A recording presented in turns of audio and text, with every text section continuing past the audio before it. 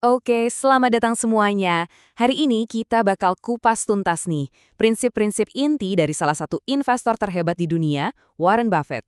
Banyak orang mikir kalau investasi itu, wah ribet banget kan? Tapi gimana kalau ternyata sang peramal dari Omaha ini punya pendekatan yang jauh lebih simpel dari yang kita bayangin? Yuk kita bedah bareng-bareng. Oke, pertama-tama siapa sih yang kita omongin ini? Warren Buffett. Sering banget disebut godfather-nya investasi modern.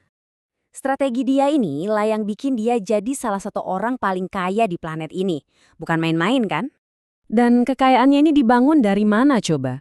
Dari kepemilikan di bisnis-bisnis yang kita lihat tiap hari loh. Semuanya lewat perusahaannya Berkshire Hathaway.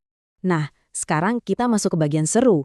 Kita bakal bongkar mitos investasi pertama, anggapan kalau kita tuh harus jago nebak-nebak kondisi ekonomi ke depan. Tiap hari kita kan dengerin tuh, ada yang prediksi resesi lah, suku bunga mau naik lah. Pusing kan? Nah, Buffett sendiri gimana nanggepinnya? Dia tegas banget soal ini. Selama lebih dari 50 tahun, dia dan partnernya, Charlie Munger, sama sekali nggak pernah bikin keputusan investasi gara-gara prediksi ekonomi. Jadi, poin krusialnya di sini. Buffett itu ngelihat prediksi ekonomi cuma sebagai tontonan, sebagai hiburan aja, bukan panduan. Dia lebih fokus ke kesehatan perusahaannya satu persatu, bukan pusingin noise dari ekonomi secara keseluruhan. Oke, dari sini kita lanjut ke mitos kedua. Kepercayaan kalau kita harus mantengin pergerakan pasar saham setiap detik. Pasti gatel kan pengen ngecek harga saham tiap hari atau bahkan tiap jam. Tapi emangnya itu ngebantu? Nah, ini nih yang menarik. Buffett punya analogi yang keren banget. Dia ngebandingin punya saham itu sama kayak punya ladang pertanian. Poinnya gini, kalau kamu niat punya sebuah bisnis selama 20 tahun, itu kan lebih dari 7.000 hari, kenapa juga harus panik sama apa yang terjadi di satu hari doang? Fokusnya ya kesehatan aset itu buat jangka panjang.